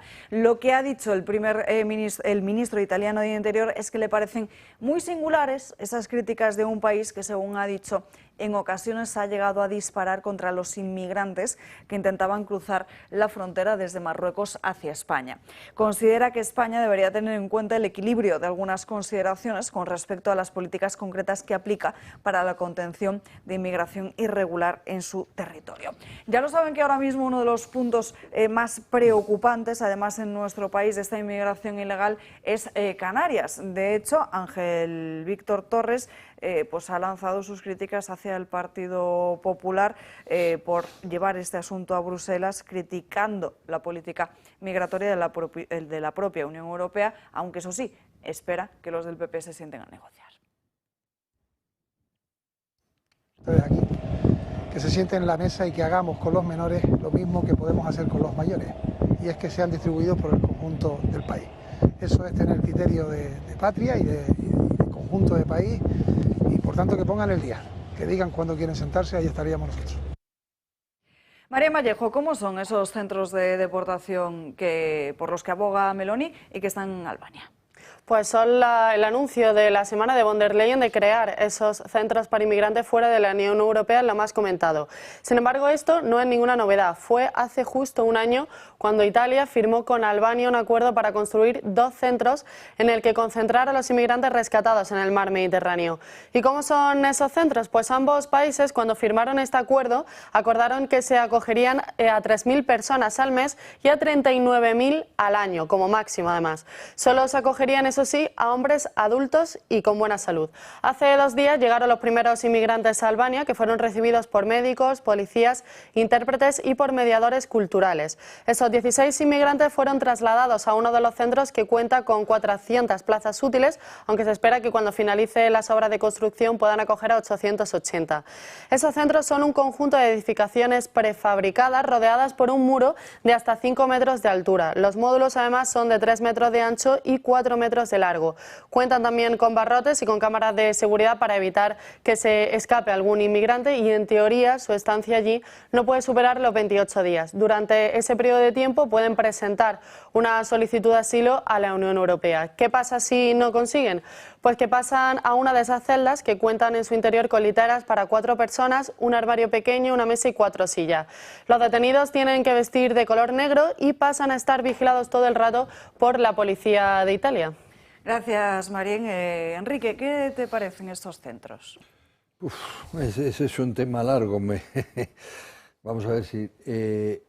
primero y principal, me parece que pueden ser ilegales según la legislación internacional actual. O sea, que habría que ver cómo han cuidado eso, porque uno de los errores, a mi modo de ver, de la legislación internacional actual es que no permite que se creen, digamos, centros de acogida, o ¿cómo se llama esto? Era lo que utilizó Semprún, lo que sucedió después de la Guerra de España, unos campos de refugiados de los que no se puede salir. Eso, en principio, en la Unión Europea no puede suceder, porque lo prohíbe la legislación internacional. Luego, que pueda suceder en Albania, que tiene avanzadas las negociaciones para entrar en la Unión Europea, me parece curioso. Es decir, esto que se ha descrito es una especie de cárcel, más que un centro de acogida. Habría que ver ahí. Eso es lo primero. Lo segundo, y eso es personal, no tiene nada que ver, por cierto, con que España no sabe a dónde va en ese aspecto, no tiene política alternativa, pero lo segundo es... Esto es volver a lo que se hizo con Turquía y lo que hizo un poquito Merkel. Bueno, fue eso, ¿no? Decir, bueno, pues lo importante es que no entren aquí, entonces yo doy dinero a los demás, en este caso fue a Turquía, para que ellos tengan estos centros de acogida y centros de refugiados. Vale, yo doy dinero a los demás y entonces a partir de ese momento toda la izquierda europea, todos los liberales y todo eso se empiezan a criticar de que hay que ver cómo los tratan, hay que ver, es una barbaridad, no respetan los derechos humanos, los turcos, y a saber a qué utilizan los dineros que se le da, que son muchos. Por ejemplo, si se sabe que todo el dinero que se da a Libia, ¿verdad?, está justificando una política de masacre, de violación y tal. Lo que pasa con los refugiados, sino los inmigrantes en Libia es verdaderamente atroz. Y sin embargo se le da dinero. Entonces, bien, yo creo que ahí habría, claro, digamos, Albania no es Turquía, quiere entrar en la UE, Turquía lo quiso en su momento, ahora ni se plantea, pero esas cosas hay que tenerlas en consideración y me parecen hipócritas, honradamente. Ahí ya es mi opinión, no estoy hablando en nombre de ninguna ideología. Yo creo que Europa tiene mucho terreno libre, muchas islas casi deshabitadas, desde las chafarinas hasta las griegas, hasta no digamos en Finlandia, en Turquía. Yo creo que sí que hay que recuperar la idea de que una inmigración irregular al final es una inmigración ilegal y que por lo tanto hay que tenerlos custodiados custodiados y probablemente con reducción de libertad de movimientos, mientras no se sabe si son asilados, ley de asilo que habría que cambiar, o menores, o gente que hay que devolver, que se sucederá mucho, o bien una persona que se le puede... Y hay que tener... Pero yo los tendría en Europa. Y así nosotros, pues los cuidaríamos bien, se supone que seríamos humanitarios con ellos, pero custodiados hasta que se resuelva su... No sé por qué hay que hacerlo fuera. Esa es mi opinión, ¿no? Marcela. Ahora, supone cambiar ley de asilo, supone cambiar, en fin, muchas cosas, incluso tratados internacionales, o descolgarse de ello, cosa que están haciendo, perdona, países como Polonia y tal, que sencillamente han suspendido la ley de asilo para su país por un estado de emergencia, que eso siempre se puede hacer. Y, por cierto, España tiene dos cosas: la política migratoria, que va a ser durante 20 años, y segundo, una crisis urgente ahora de avalancha, que es lo que hay que tratar. No digo más. Marcela. Bueno, 2 puntos. Yo creo que conviene tratar el tema de España porque precisamente por el sur de España está habiendo una avalancha, como bien indica Enrique. Pero a mí sí me gustaría recordar que esta crisis migratoria ahora es cuando la gente la habla.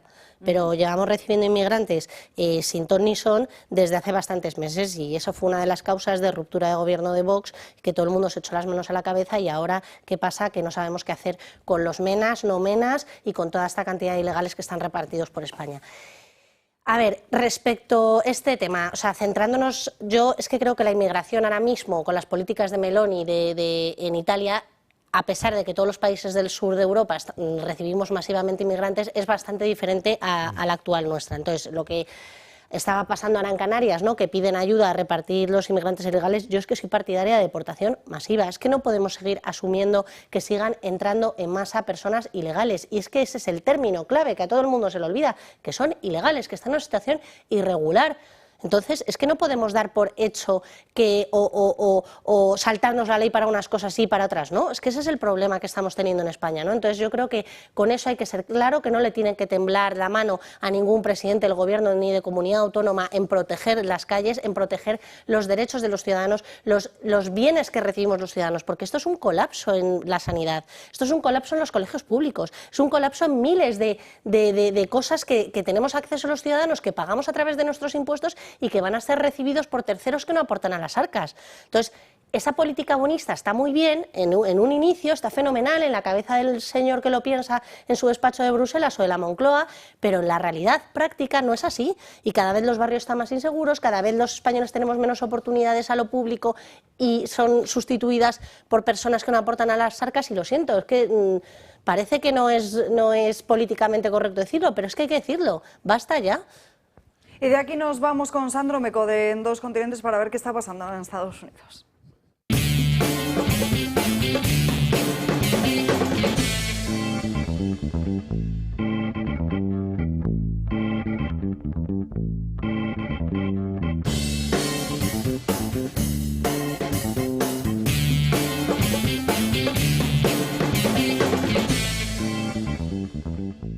Bueno, pues ya es que estamos de viernes, vamos a hablar de una tradición, pero una tradición divertida, porque siempre que hay una campaña presidencial en los Estados Unidos, el tercer jueves de octubre se celebra una cosa que se llama la Cena de Ole Smith. ¿Quién es Ole Smith? Pues fue un hombre de orígenes bastante humildes que consiguió ser gobernador de Nueva York 4 veces y que se convirtió en el primer católico nominado a la presidencia de los Estados Unidos. Pues desde el año 1960 se ha celebrado esta cena en la que se quiere homenajear la figura de este señor y además recaudar fondos para distintas iniciativas lanzadas por el sector católico en Nueva York. Bien, pues por primera vez desde 1984 uno de los candidatos presidenciales ha faltado a esta reunión. ¿Quién ha sido? Kamala Harris. Pero lo que ha hecho ha sido enviar un vídeo que es peculiar. Dime algo. Voy a dar un discurso. ¿Qué debería decir? Pues creo que la mejor forma de decírtelo es haciendo un monólogo de televisión tal que así. Vale. ¿No lo veis, tíos? Necesitamos una mujer que nos represente. Una mujer le pone más corazón, más compasión, e imaginad lo inteligente que tiene que ser para haberse convertido en una contendiente top en un campo de hombres. Es el momento de la mujer, tío. Y con esta mujer podemos volar. quiero recordar a nuestros espectadores que ha habido una serie de señores y posiblemente de señoras que hayan sido pagados porque en algún momento consideraron que eso era una buena idea. No lo fue. Y de hecho no lo fue únicamente para un público que se quedó mudo después de ver este vídeo, sino para un Trump que sí que aprovechó para meterse con Kamala Harris en esta tradición, porque si hay algo que caracteriza a esta cena es el tono de bromas que tienen ambos candidatos y cómo se meten de forma amistosa los unos con los otros. Bien, pues Trump ha aprovechado que Kamala no ha estado y ha ido totalmente a por ella. Han comenzado las votaciones y tenéis que votar. Católicos, tenéis que votarme. Acordaos de que yo estoy en esta cena y ella no. Yo también podría haber hecho eso. Hay un grupo que se llama Tíos Blancos con Harris. ¿Lo habéis oído? ¿Hay alguien aquí de ese grupo? Nope, parece que no. Pero no me preocupan, porque tanto sus mujeres como los amantes de sus mujeres me van a votar. El único consejo que le daría a Kamala en el caso de que ganase sería que no deje que su marido Doug se acerque a las niñeras. ¡Oh, no! Esta es sucia. Es una broma muy sucia. Le dije a los idiotas que me dieron esto que la broma era sucia. Y les voy a explicar la broma porque es que el marido de Kamala Harris, antes de estar con Kamala Harris, tuvo un primer matrimonio que terminó porque dejó a una niñera embarazada. De ahí ese ataque por parte de Donald Trump, que es que no ha dejado títere con cabeza. O sea, ha ido a por Kamala Harris, ha ido a por Chuck Schumer, que es el líder del Senado de los demócratas, que fue reemplazando a Kamala Harris. Pero atención, porque había una persona más por la que decidió ir Trump. Es un placer poder estar estos días en Nueva York sin que tengan que citarme judicialmente. La tradición establece que se supone que tengo que decir un par de bromas contra mi persona. Así que allá va. Nope. No tengo nada. No tengo nada. No hay nada que decir. Supongo que no le veo el sentido de pegarme un tiro a mí mismo si ya tengo a gente que lo está haciendo desde hace tiempo. Así que esto, por supuesto, es un episodio que se relaciona con la gente que le ha tratado de disparar en los últimos atentados que ha sufrido el expresidente de los Estados Unidos. Así que bien, Kamala se vuelve a saltar una tradición. Trump vuelve a aprovechar en un estado, que lo hemos comentado además en este programa, que lo tiene entre ceja y ceja, que está convencido de que puede ganar Nueva York, pese a que eso sería una heroicidad porque Nueva York es territorio totalmente demócrata. Veremos qué ocurre. A mí este formato o tradición, como quieras llamarlo, me parece una fantasía. No sé por qué no lo hacemos aquí en España. Por lo menos nos reiríamos algo, ¿no? Es súper divertido, además, que es que lo hemos tenido, lo tuvimos con Trump y Biden, lo tuvimos con Trump y Kamala Harris. No, con Trump y Kamala Harris precisamente no. Con Trump y Clinton. Entonces, que mola también como parte del electorado que veas a tus dos candidatos por una noche lanzándose todo tipo de bromas y encima con un fin solidario. Bueno, pues Kamala no lo ha considerado así y veremos qué peso tiene eso porque puede ser bastante importante de cara a las elecciones. Nos quedan apenas 2 minutos, le voy a dar unos cuantos segundos a Enrique Calvet porque antes le he preguntado si iba a ir a la manifestación, me ha dicho que no, pero quiere animar a todo el mundo a que acuda. Sí, sí, por supuesto. No se interprete el hecho de que yo no vaya, son cosas personales, no se interprete con que invite en absoluto a no ir, ni mucho menos. Yo he ido a todas en Barcelona y en Madrid hasta ahora, en las circunstancias, pero por favor no se interprete, al contrario, siempre admiraré las personas que no se quedan en el sillón y que van a reivindicar una España mejor, eso que se diga antes de hacerlo. Y un último asunto al que vamos a ir rápidamente, lo publicaba OK Diario esta misma mañana porque el Gobierno quiere suprimir la pena máxima de 40 años a 20 si hay consenso. Maite Araluce lo ha criticado en estas últimas horas. A ver, para las víctimas del terrorismo, el ver una foto de nuestro familiar asesinado en esas circunstancias, utilizándola políticamente y riéndose al mostrar la foto, bueno, nos genera un dolor increíble. Me parece, ya digo, una falta de respeto. Tenemos víctimas de todos los colores. Nosotros estamos más allá de eso y cuando hemos tenido que organizar una manifestación nos ha dado igual el color del gobierno que estuviera gobernando. Y un último asunto que no nos ha dado tiempo a comentar, por se nos acaba ya. Increparon ayer e insultaron con la palabra bueno, no quiero decirla, a Fernando Grande Marlaska. Lo están escuchando a la salida de la Universidad de Navarra. La reacción ha sido de condena por parte del Gobierno, pero eso muestra de nuevo el enfado generalizado de muchos ciudadanos con el propio Ejecutivo, por mucho que le moleste más allá. Me han dicho esa palabra que se había la usado. decana o la rectora iba a multar iba a sancionar a los alumnos. Estoy fuera de tiempo, eso parece. Le deseamos un buen fin de semana. Hasta el lunes, nos vemos aquí a las 12 en Dando Caña. Adiós.